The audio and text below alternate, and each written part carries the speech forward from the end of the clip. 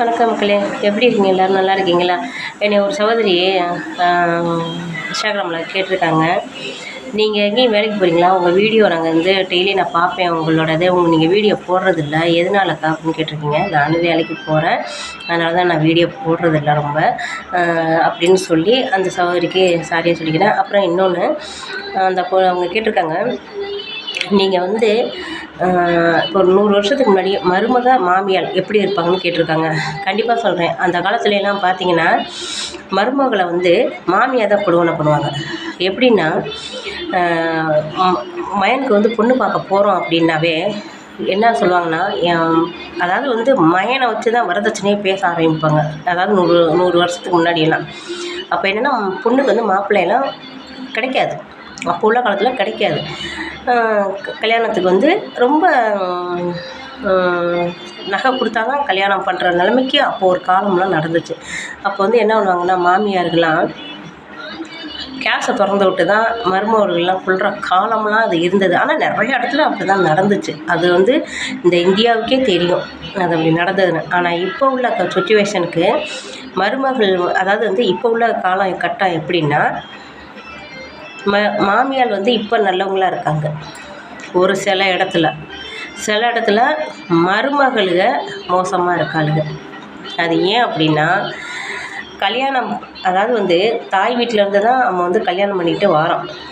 அவங்க மருமகள் வந்த உடனே அவங்களுக்கு என்ன ஒரு எண்ணம் அப்படின்னா, என்னமோ அவங்களே மாதமாகி அவங்களே பெற்று அவங்களே மாப்பிள்ளையை கட்டிக்கிட்டு வந்த மாதிரி மாமியார்களுக்கு ஒரு மரியாதை மதிப்பு எதுவுமே கொடுக்க மாட்டேங்கிறாங்க. அது நிறையா இடத்துல நடக்கிறது நானும் பார்த்துருக்கேன். ஆனாப்பில் சோறு போட மாட்டாங்க, ஆனாப்பில் ஒரு ட்ரெஸ் எடுத்து கொடுக்க மாட்டாங்க, ஆனாப்பில் ஒரு சந்தோஷம் பேச மாட்டாங்க. நிறையா இடத்துல இப்படி நடக்குது. நான்லாம் வந்து அதை பார்த்தேன்னா கண்டு காணாமையும் நான் போயிடுவேன். இது எதுக்கு நம்ம குடும்பத்தில் போய் சொன்னோம்னா மேற்கொண்டு வேறு அவங்க வந்து அம்மளை ஏதாவது சொல்லுவாங்கன்ட்டு நான் கண்டுக்க மாட்டேன். அப்படி இந்த உலகத்தில் அந்த மாதிரிலாம் இருக்குது.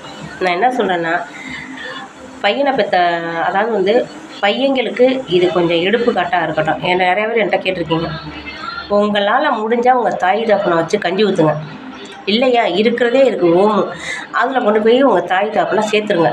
ஏன் அப்படின்னா, உங்களுக்கு மெயின் பாயிண்ட்னு பார்த்தீங்கன்னா, உங்களுக்கு பொண்டாட்டி பேச தான் ஆம்பளையை கேட்குறீங்க. அது நீங்கள் கேட்குறதோட நீங்கள் வந்து உங்கள் பொண்டாட்டிகளோட கல்யாணம் பண்ணி வரையிலேயே என்ன நினைக்கிறாங்கன்னா, மாமியார் இருக்கக்கூடாது, மாமனார் இருக்கக்கூடாது, நாத்தனார் இருக்கக்கூடாது, குழந்தையா இருக்கக்கூடாது, எல்லாரும் அப்படி நினைக்கிறாங்க. அதாவது வந்து வர்ற மருமகளுக அம்மா மட்டும்தான் வாழணும், அம்மா மட்டும்தான் இருக்கணும்னு நினைக்கிறாங்க, இல்லைங்களா? உங்கள் தாய் தகப்பன் உங்களை பெற்று வளர்த்து இவ்வளோ கஷ்டப்படுறது, ஒரு நேரம் பேசுகிறதுக்கு கூட நீங்களாம் வந்து பொண்டாட்டிக்கு பயந்துக்கிட்டு யோசிக்கிறீங்க. நான் இன்னொன்று சொல்லிக்கிறேன், யாரெல்லாம் நீங்கள் வந்து உங்கள் தாய் தகப்பனுக்கு நீங்கள் கெடும்பல் பண்ணுறீங்களோ, கெட்டது பண்ணுறீங்களோ, அவங்க வயிறு எரிகிற மாதிரி நீங்கள் வந்து இருக்கிறீங்களோ, கண்டிப்பாக உங்களுக்கு பின்னாடி நீங்கள் பண்ணுறத உங்கள் பசங்க உங்களுக்கு பண்ணுவாங்க. அப்போ கடவுள்னு ஒன்று இருந்தாருன்னா அதை வந்து உங்களுக்கு அதை எடுத்துக்காட்டாக இருக்கும்.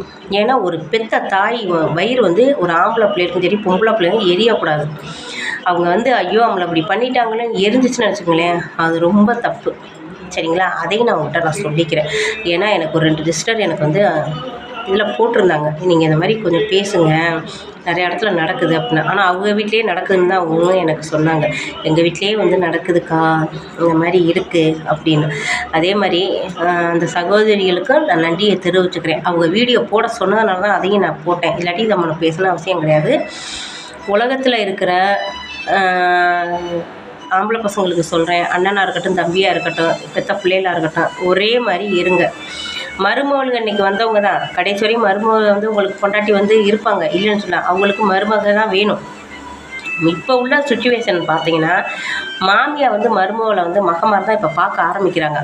ஆனால் மருமகளுக்கு வந்து இப்போ அப்படி நடக்கிறது கிடையாது.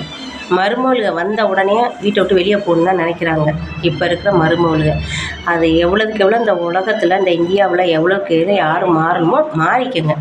ஏன்னா நீங்கள் பண்ணுற பாவத்தை உங்கள் பிள்ளைய உங்களுக்கு திருப்பி பண்ணும். ஆனால் நான் நிறைய இடத்துல நானும் பார்த்துக்கிட்டு தான் இருக்கேன். அது நானே கண்ணாலே நிறைய இடத்துல நான் பார்க்குறேன், சரிங்களா? பார்த்தாலும் என்னால் ஒன்றும் சொல்ல முடியலை. நன்றி, வணக்கம். இந்த சகோதரி போட சொன்னாங்க, நான் வீடியோ போட்டுட்டேன். இது வந்து நிறையா பேர் என்கிட்ட நீங்கள் கேட்குறாங்க, எனக்கு வந்து வீடியோ வந்து நான் கரெக்டான வீடியோவாக போடுறேன்னு சொல்கிறாங்க. என்னோடய சூழ்நிலை அப்படி நான் இது பண்ணாமல் இருக்கேன். நன்றி, வணக்கம்.